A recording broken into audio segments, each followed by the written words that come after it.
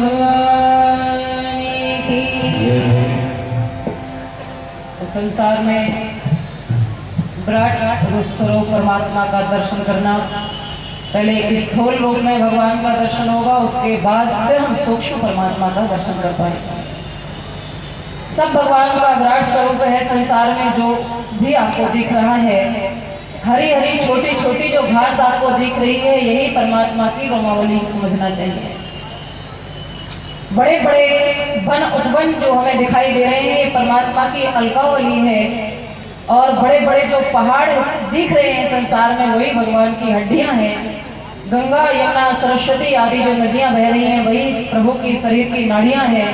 और सुंदरता संसार में जहां कहीं भी आपको दिखाई पड़े, उस सुंदरता पर आकृष्ट होकर के संसार में फंसना नहीं चाहिए, बल्कि विचार करना चाहिए। हासो जनोन्माद करी क्षमाया।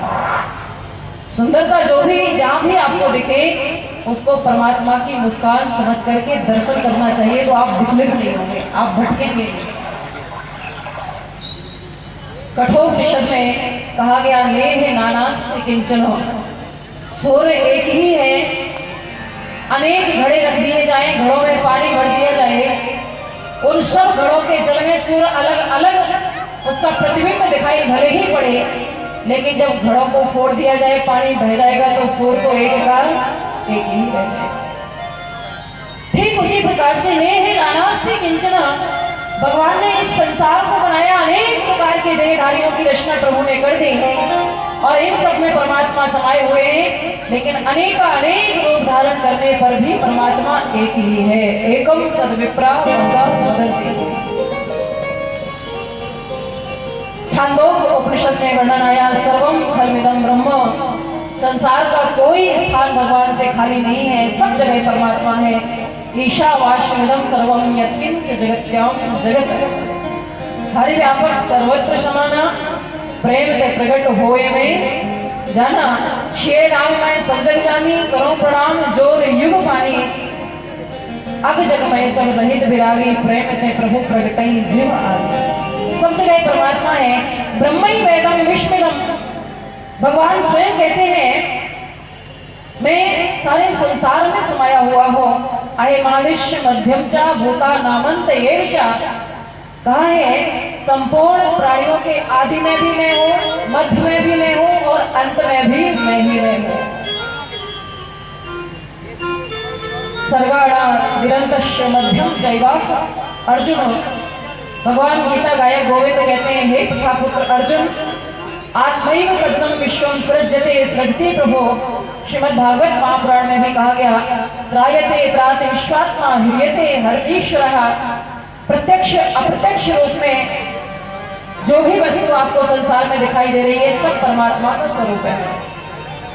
और विश्व बनाते भी भगवान है, और विश्व बनते भी भगवान है। विश्व को बनाते भी भगवान है, विश्व बनते भी भगवान है, विश्व के रक्षक भी भगवान है, और रक्षक भी भगवान ही है। रक्षा करने वाले भी, और जिसकी रक्षा हो रही है, वो भी भगवान ही है। और संहार करने वाले भी भगवान है, जिसका संहार होता है वह भी भगवान ही है। अहिमन महिमन महिमन्नम अहिमन्नादो, अहिमन महिमन्नम महिमन्नम अहिमन्नादो मन्नादो मन्नादः। कहा गया तैत्तिरीयोपनिषद में, भगवान कहते हैं, अन्न भी मैं ही हूँ, और अन्न को खाने वाला भी मैं ही हूँ। न तो अन्न मेरे से भिन्न है, और न खाने वाला मेरे से अलग है। बीजम माम सर्वभूतानां विद्धि पार्थ सनातनम। गीता में कहा गया, प्रभवा प्रलया स्थानम निधानम बीजमव्ययम। आम के बगीचे में एक भी फल आम का न लगा हो, फिर भी बगीचे को कहेंगे कि आम का बगीचा है। क्या कहेंगे? ये आम का बगीचा है, क्योंकि आम का बगीचा जो तैयार हुआ, वह हुआ तो आम के बीज से ही है। प्रारंभ में भी आम का बीज था, और जब बगीचे का समाप्ति होगी, बाद में जब फल पकेगा, तब भी उसमें से बीज ही प्रकट होगा। लेकिन विशेषता ये है, आम का बीज डालोगे तो आम का ही फल मिलेगा, मक्का बोओगे तो बदले में मक्का मिलेगी, बाजरा बोओगे तो बदले में बाजरा मिलेगा, गेहूं बोओगे तो बदले में गेहूं ही मिलेगा। ऐसा नहीं हो सकता कि गेहूं बोओगे आपको मक्का प्राप्त हो जाए।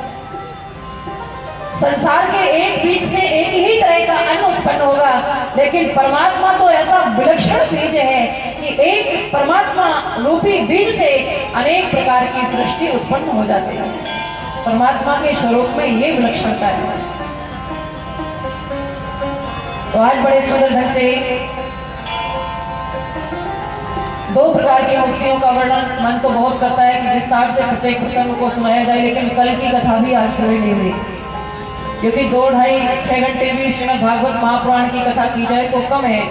मेरा हमारे भैया आदरणीय सम्मानीय श्री सुरेंद्र कुमार अग्रवाल जी के यही सामने निवास है मंदिर के बिल्कुल।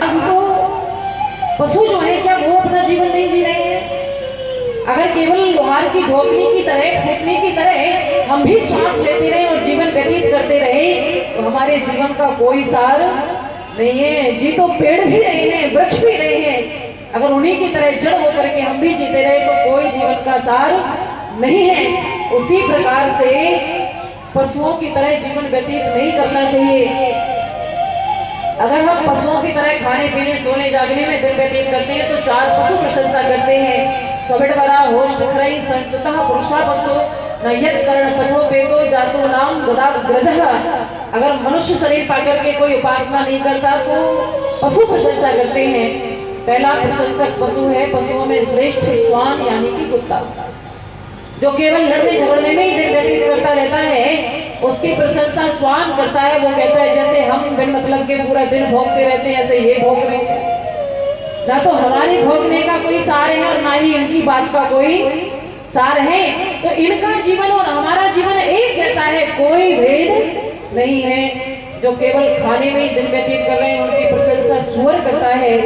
सुअर कहता है जैसे भक्ष अभक्ष कोई पदार्थ मिले हमें खाने से मतलब, हम केवल खाने के लिए जीते हैं, उसी प्रकार से हमारी तरह ये भी खाने के लिए जी रहे हैं। मनुष्य है तो क्या हुआ, पर इन्होंने मनुष्य जीवन की सार्थकता को नहीं समझा तो इनमें और मेरे में कोई भेद नहीं, ये भी हमारी जाति।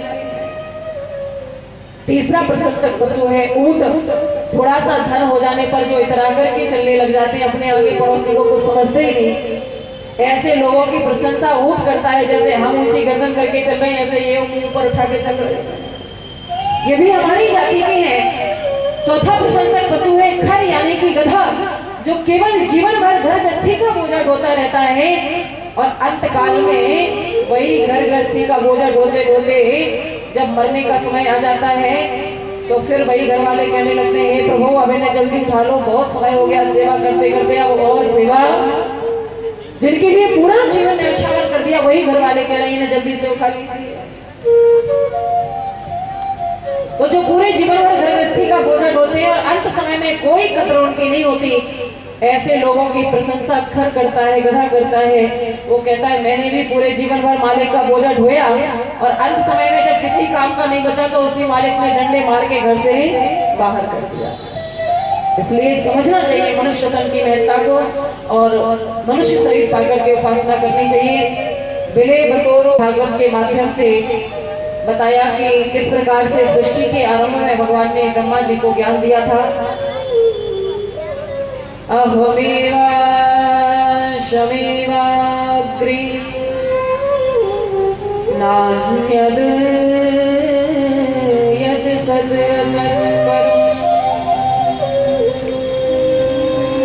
पश्चादहं यदेतच्च सोऽवसस्यै सोऽस्मै ऋतेऽर्थं यत्प्रतीयेत न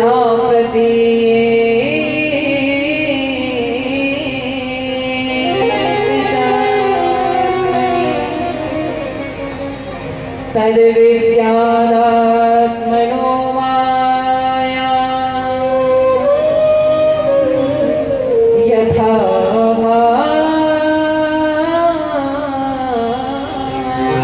भासो यथा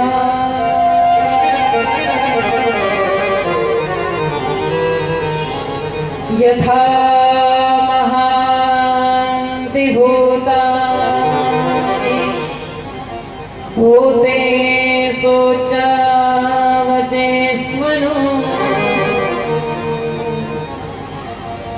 प्रविष्टान्ये प्रविष्टा तथा ते सुनते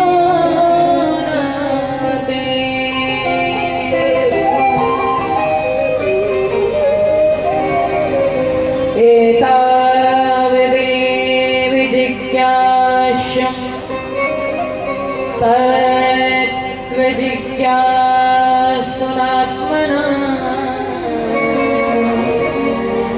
अन्वयव्यतिरेकाभ्याम्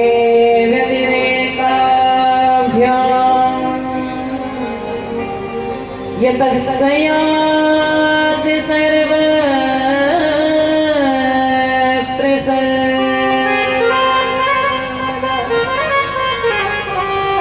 और चतुश्लोकी भागवत का ज्ञान पाकर के भागवत के 10 लक्षणों के साथ द्वितीय स्कंद को ब्राह्मण तृतीय स्कंद यहीं से प्रारंभ होता है। उद्धव जी और विदुर जी का सुंदर समागम, तत्पश्चात मैत्रेय मुनि के माध्यम से विदुर जी को भगवत चरित्रों के माध्यम से आत्म कल्याण के लिए कार्य करना। आगे चलकर के ब्रह्मा जी ने किस प्रकार से सृष्टि की रचना की, 10 ऋषियों को प्रकट किया, छाया से कदम ऋषि को प्रकट किया, वाणी से मनोहारिणी सरस्वती जी को प्रकट किया, सबसे पहले सनातन जी को प्रकट किया और उनके क्रोध से ही भगवान भोलेनाथ का प्राकट्य हुआ। वाम अंग से एक कन्या, दक्षिण अंग से एक पुरुष को प्रकट किया जिनके नाम है मनु और शत्रुपा। अब समय बिल्कुल कम है, 8:30 पर कथा को विश्राम करना है, इसलिए कल भी थोड़ा थोड़ा चरित्रों पर प्रकाश डालेंगे। करण की बात जैसे सुनी तो अपना बाल एक जटाओं से निकाला और जैसे पृथ्वी पर पटका तो वीरभद्र नाम के सेवक उत्पन्न हो गए। उन्होंने जाकर के समाज सहित दक्ष के यज्ञ को विध्वंस कर दिया, लेकिन देवताओं के निवेदन पर भगवान भोलेनाथ ने जाकर के दक्ष के यज्ञ को सफल बनाया और यज्ञ के अवशिष्ट पदार्थ के भागी भगवान हुए। इस प्रकार से बड़े सुंदर ढंग से चरित्रों को श्रवण कराया और आगे चल करके जो मनु महाराज के प्रथम पुत्र, ज्येष्ठ पुत्र थे महाराज उत्तानपाद जी, इन्हीं की 2 रानियां सुनीति और सुरुचि। सुरुचि अपनी इच्छा अनुसार कार्य करने वाली है और सुनीति जो सुंदर नीति के अनुसार कार्य करने वाली है। माता सुनीति के गर्भ से ध्रुव जी का प्राकट्य हुआ। एक दाम सुरुचि पुत्र मंक मारो लालिया उत्तमम नारो रक्षतम ध्रुवम राजा नद्दद। ध्रुव जी जब पिता से अपना हक मांगने के लिए गए, उत्तानपाद जी उत्तम को लेकर के अपने गोद में बिठा करके लाड़ प्यार दुलार कर रहे हैं। ध्रुव जी ने भी याचना की तो माँ सुरुचि ने कह दिया कि अगर तू पिता की गोद में बैठना ही चाहता है तो पहले जंगल में जाकर के भजन कर और भगवान जब वरदान देने आए तो भगवान से मांगना कि मुझे सुरुचि माँ की कोख से जन्म मिले, तब तुम अपने पिता की गोद में बैठने का अधिकारी बनेगा। आकर के सारा समाचार सुनीति माँ को सुना दिया तो सुनीति माँ ने कहा, बेटा तेरी माँ ने बहुत अच्छा उपदेश दिया है, क्योंकि ओ माँ कहा में अनुभव